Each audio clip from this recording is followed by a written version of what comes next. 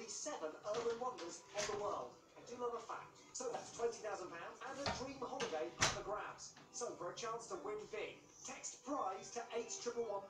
Text costs £2 plus one standard network rate message. Go to the website, entries cost £2. Call 09068 781119. Calls cost £2 plus your network access charge. Or post your name and phone number to DY08, PO Box 7558, Derby, DE10NQ. Entrance must be 18 or over.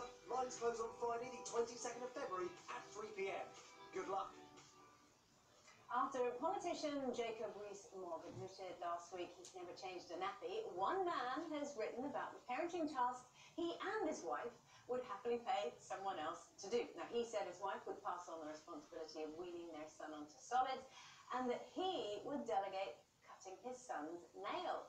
They seem like quite easy ones, especially the nail thing. There, that's a doddle. Me, myself, I hand over the responsibility of giving birth. I'd hand it over, although sometimes I say, but I can't because I lord it over the kids. I had you for 9 months. This is why I've got the stretch mark. So, yeah, I'd like to have, because the pain, and I can't even do this many audience, there's certain things they don't tell you.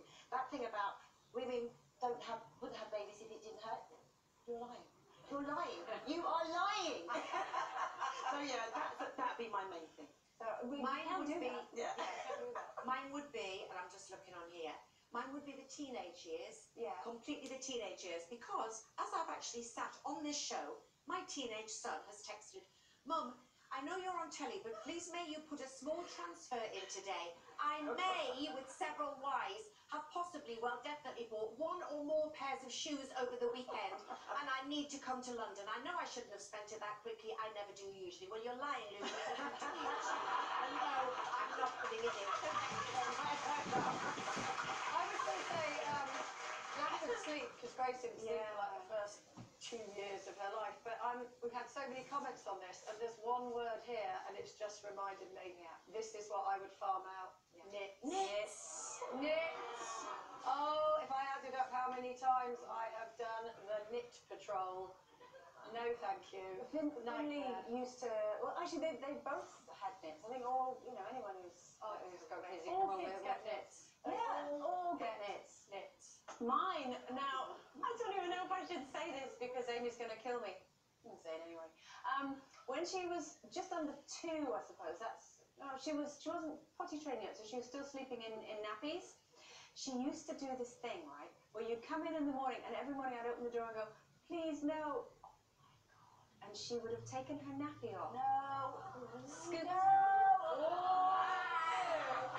And wiped it all over the wall. And the first time she did it, was like, oh my God, what is this smell? So then I thought it was a one-off. Then she did it again. So I pulled the cot away so she couldn't reach the walls. So she would just smear it all down the inside of her cot. It must have gone on for, God knows, months and months. And so every night I would say to her, what does Mummy say? And she'd go, don't touch the poo. Leave the poo alone. Is Amy on half term this week? She is. Amy, don't touch the poo. Leave the poo alone. That might have been a bit hard.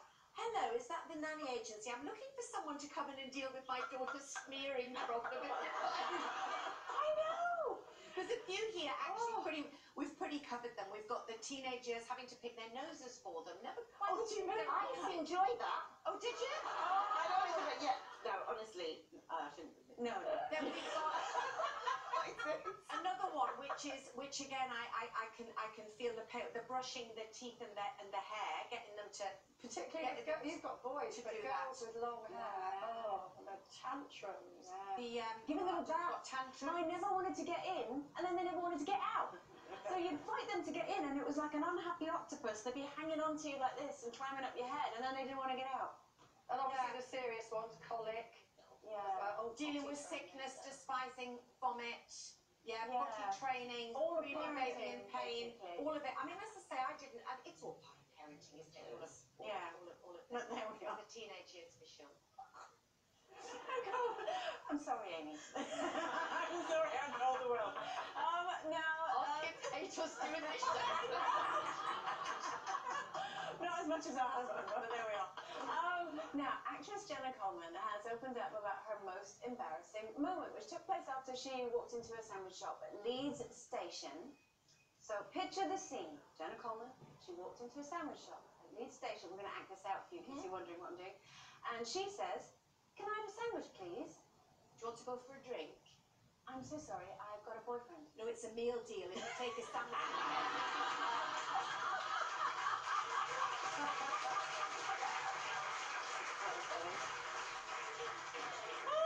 You were a bit posh for Leeds there, I have to say, accent-wise. Yeah. Oh.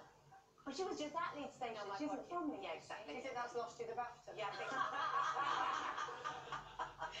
So, have we ever had anything that could compete with that? Let me count the ways.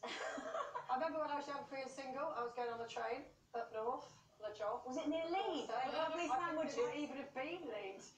And I was sitting on a table, you know, the four-seater with a table there like that, and I had a big bag like all journalists have with absolute load of old rubbish in it. Don't know when you're coming home, so you've got all your pants in there and change your clothes. Anyway, guy over on that side of the train, on the other table, who was really good looking. So I was kind of like, ooh. Anyway, I pulled out, so the old sort of Sony Walkman, you know, with the plastic headphone like that with the foam, the sort of... Which I still like. Yeah. So I thought, I'll listen to some music, I'll look really cool. Went like that, yanked the headphones out, and my bra that was in the bag just flew and just landed on the table in front of that guy. I was absolutely mortified. So he sort of handed it back to me like this, because it wasn't massively, it was a bit grey. It wasn't. And he just tittered to himself the whole way up to Leeds. You could have chosen any choice of words to say after himself, Yes. and yet you chose them.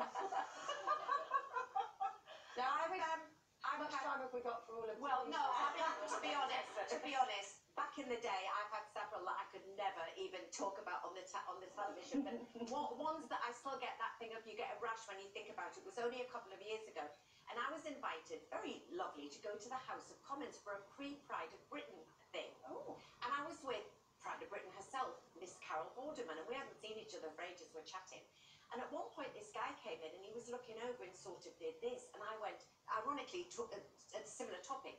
It was the guy who used to do my fillers. And I hadn't had any done for ages. So I'm going to him like, oh, you know, haven't had any like this. Don't look at me, don't look at me. And I said, it's the guy who did my fillers. He's looking really weird at me. She said, that's because it's Ed Miliband. I just knew he looked really familiar and he was looking at me and I thought it was that guy. And I'm going, That's good. I also left a vibrator in my hand luggage when I was on holiday. Oh, Denise, we've all done that. Half term. It was a shoulder massager. Yeah. Oh my God. I don't think I can beat any of those. In fact, there is a story, but I've been told not to tell it, but I'll tell you later.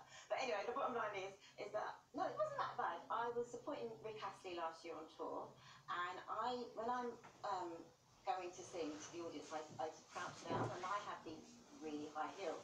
Now this time, because the stage was sloping, I crouched down and fell on my bum, and I'm like, Beyonce, she manages to hold herself together. I'll carry on singing. My manager's coming, running across trying to pick her up. I'm like, no. If she tries to pick me up, she's so tiny, I will take her down with me. So I'm thinking, how am I going to get onto and hold on to something that will support my weight? So I decide, okay, I can get on my knees. Microphone still singing. By then, I haven't dropped a note. I'm still doing the thing. On my knees, all the way over to the wedge and the microphone stand. And I'm laughing by then and managed to get myself out. And the audience were amazing. They were filming me and they applauded. I was so embarrassed, but at the same time, I'm like, I didn't stop. You started But yes, but I had the dirtiest knees. Look, I'm still holding it. The dirtiest knees and the scuffed up shoes. But I pride myself in the fact that I didn't You're professional. Stop. Yeah, of course. You're professional. It was incredible.